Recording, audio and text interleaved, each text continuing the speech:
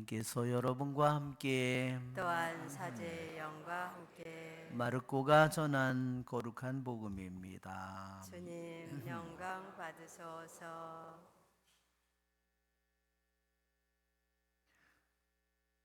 그때 어떤 나병 환자가 예수님께 와서 도움을 청하였다. 그가 무릎을 꿇고 이렇게 말하였다. 스승님께서는 하고자 하시면 저를 깨끗하게 하실 수 있습니다. 예수님께서 가엾은 마음이 드셔서 손을 내밀어 그에게 대시며 말씀하셨다. 내가 하고자 하니 깨끗하게 되어라.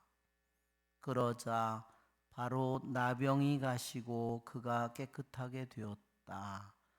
예수님께서는 그를 곧 돌려보내시며 단단히 이르셨다. 그에게 이렇게 말씀하셨다. 누구에게든 아무 말도 하지 않도록 조심하여라. 다만 사제에게 가서 내 몸을 보이고 내가 깨끗해진 것과 관련하여 모세가 명령한 예물을 바쳐 그들에게 증거가 되게 하여라. 그러나 그는 떠나가서 이 이야기를 널리 알리고 퍼뜨리기 시작하였다. 그리하여 예수님께서는 더 이상 드러나게 고을로 들어가지 못하시고 바깥 외딴 곳에 머무르셨다. 그래도 사람들은 사방에서 그분께 모여들었다. 주님의 말씀입니다. 그리스도님 찬미합니다. 앉으십시오. 참 예수님, 찬미 예수님. 오늘 일독서의 말씀은 피부에 병이 걸린 사람은 부정한 이로 선언해야 한다. 그리고 그러한 병에 걸린 사람은 옷을 찢어 입고 머리를 풀고 콧수염을 가리고 부정한 사람이라고 외쳐야 한다고 했습니다. 그리고 그는 또한 부정한 사람이므로 진영 밖에 자리를 잡고 살아야 한다 그랬습니다.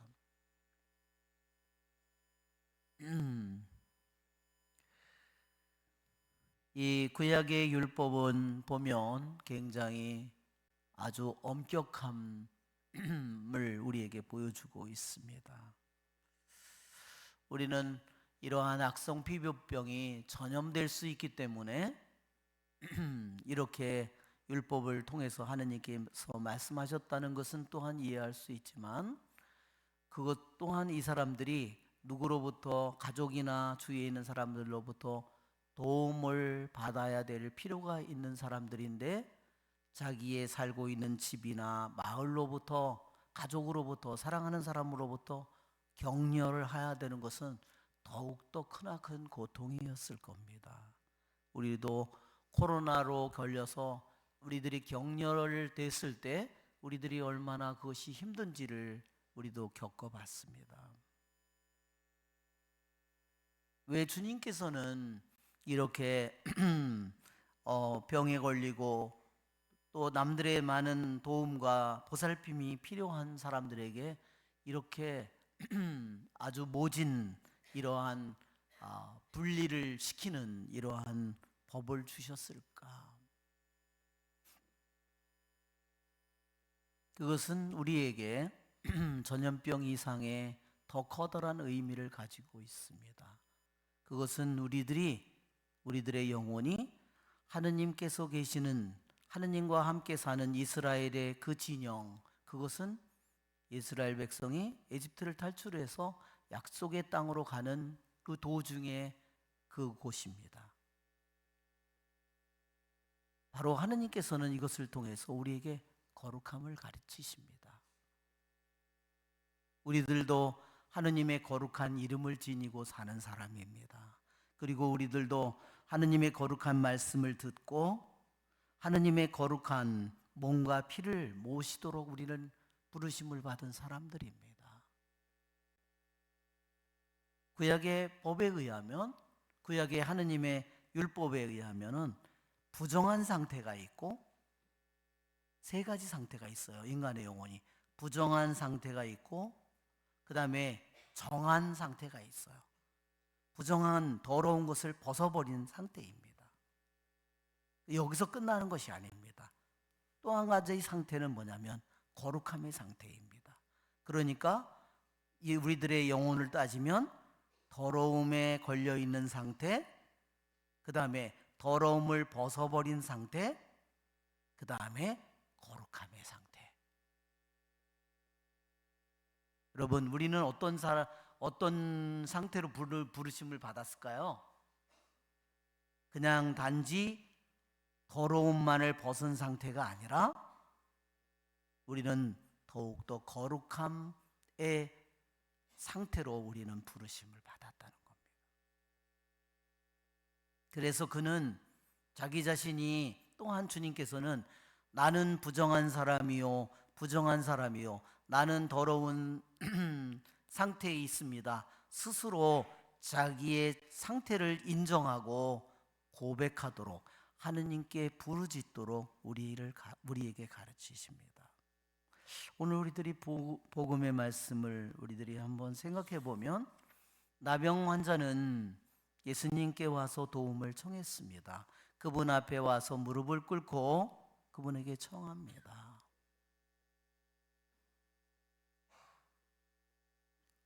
우리들은 언제 무릎을 꿇을까요? 나는 세상에 힘 있는 사람들 앞에 무릎을 꿇기도 하고 돈이 많은 사람들에게 또한 나보다 더 잘난 사람들에게 우리는 무릎을 꿇을 수도 있습니다. 성공 앞에 권력 앞에 우리는 무릎을 꿇을 수도 있습니다. 그러나 우리가 영원히 무릎을 꿇어야 할 곳은 오직 주님밖에 없습니다. 이사야 43장 25절에 45장 23절에 이렇게 말합니다. 모든 무릎이 내 앞에 꿇을 것이며 모든 혀가 나의 이름을 찬미하리라.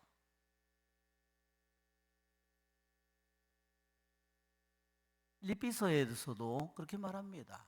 그리스도 예수는 하느님과 본질이 같은 분이셨지만 굳이 하느님과 동등한 신적 위치를 보존하려 하지 않으시고 당신의 모든 것을 내어놓고 종의 신분을 취하소서 우리와 똑같은 인간이 되셨도다. 아니 인간이 아니라 십자가에 달려서 죽기까지 그분은 순종하셨도다. 그러므로 하느님께서 그분을 높이 올리셔서 모든 이름 위에 뛰어난 이름을 주셨도다. 그래서 모든 무릎이 그분 앞에 굽혀지고 모든 혀가 그분의 이름을 찬미하게 하셨다. 여러분, 우리는 주님으로부터 태어났고 다시 우리는 이 세상의 먼지처럼 다시 주님에게로 돌아갈 존재입니다. 내가 이 세상에 존재하는 이유, 내가 존재하는 목적이 바로 주님입니다. 그러므로 우리는 나의 모든 뜻을 다해서 그분에게 무릎을 꿇기를 원해야 되고 우리는 내 모든 지성을 다 무릎을 꿇고 그분 앞에 굴복해야 됩니다. 우리들은 모든 나의 마음을 다해서 그분 앞에 무릎을 꿇어야 됩니다. 그것이 우리들의 부르심이고 그것이 바로 우리들의 힘이요 그것이 우리들의 기쁨이고 우리들의 행복입니다.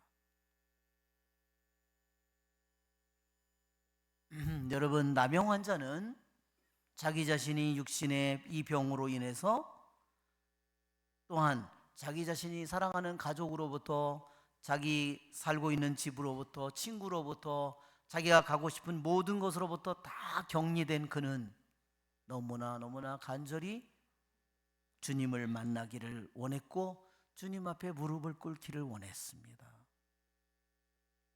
여러분, 나병은 무슨 병이죠?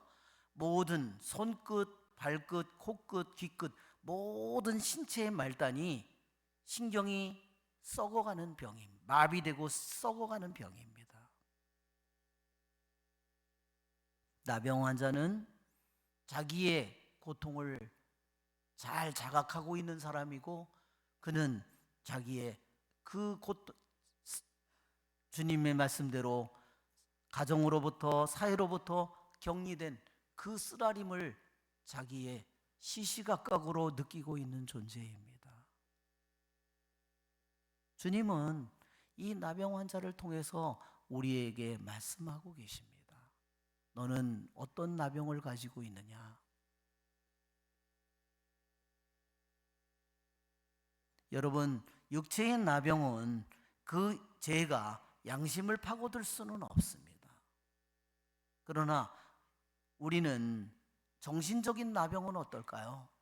영적인 나병은 어떨까요? 마음의 나병은 어떨까요? 로마서 11장 8절에 이렇게 말합니다. 하느님께서는 마비시키는 영을 넣으셨다. 보지 못하는 눈과 듣지 못하게 하는 귀를 주셨다 그랬습니다. 여러분, 육체의 나병보다 훨씬 더 심각한 질병은 정신적인 나병입니다. 정신적으로 마비되어 있는 병입니다. 영적으로 마비되어 있는 병입니다. 오늘 한번 이 독서의 말씀을 보십시오. 여러분은 먹든지 마시든지 무슨 일을 하든지 모든 일을 하느님의 영광을 위해서 하십시오. 나에게, 하느님의 이름을 받은 나에게 어떤 나병이 있는지 한번 생각해 보십시오. 바오로 사도의 이 말을 생각해 보면, 나는 먹든지 마시든지 무슨 일을 하든지 나는 무엇을 위해서 하고 있는가? 무슨 일을 하든 모든 사람을 기쁘게 하려고 애쓰는 나처럼 하십시오. 무슨 일을 하든 모든 사람을 기쁘게 하려는 바오로 사도의 말을 들으면, 내 자신이 하느님의 아들로 하느님의 딸로 부르심을 받은 나에게 내 안에 있는 어떠한 정신적인 마비병이, 나병이 나에게 있는지 우리는 생각해 봐야 됩니다.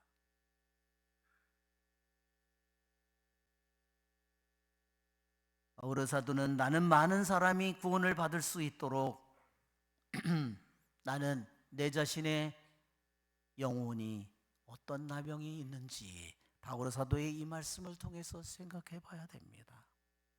나는 자신의 내 유익이 아니라 그들에게 유익한 것을 찾습니다. 우리는 바오로 사도의 이 말을 통해서 내 자신이 어떤 정신적이고 영적이고 내 마음에, 내 뜻에 어떠한 나병이 있는지, 내 안에 어떤 내 마비된 나의 병이 있는지 생각해 봐야 됩니다. 여러분, 우리들 자신이 내가 가지고 있는 나병을 내가 인식하지 못한다면 누가 나를 위해서 간절히 부르짖을 것입니까? 누가 나를 위해서 무릎을 꿇을 것입니까?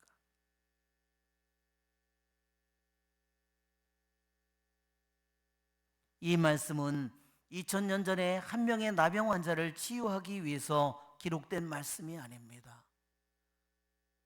이 나병 환자처럼 정신적이고 내적이고 영적이고 마음으로 수많은 나병을 가진 우리들 모두에게 그분께서 우리의 병을 깨닫고 그분께 나아오기를 바라는 것입니다. 그분께 와서 무릎을 꿇기를 바라는 것입니다. 여러분, 주님께서는 가엾은 마음이 드셔서 손을 내밀어 그에게 대셨다고 했습니다. 그분은 당신에게 가지고 있는 당신의 그 사랑이, 당신의 치유의 능력이, 당신이 가지고 있는 그 자비의 그 손길이 우리들 안에, 나에게로, 그분에게서 끊임없이 나에게 다가오기를 원하고 있습니다.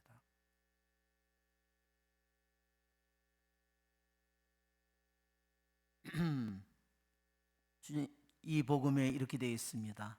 내가 하고자 하니 깨끗하게 되어라. 그러자 바로 나병이 가시고 그가 깨끗하게 되었다. 여러분, 우리들이 오늘날에도 피부에 병이 걸리면 피부과에서 짓는 약이 얼마나 독한지 적어도 피부에까지 작용하는데 적어도 일주일이 걸린다는 겁니다. 왜냐하면 피부약이 강한 그 약이 우리들의 위장을 거쳐서 우리들의 장기를 거쳐서 우리들의 세포 하나하나에 작용하고 근육을 통해서 세포에 작용을 해서 이 겉에까지 나올 때까지 작용하는데 적어도 일주일 동안 작용한다는 겁니다. 그러면 그 약효가 속속들이 온몸에 작용해서 맨 나중에 작용하는 것이 피부입니다.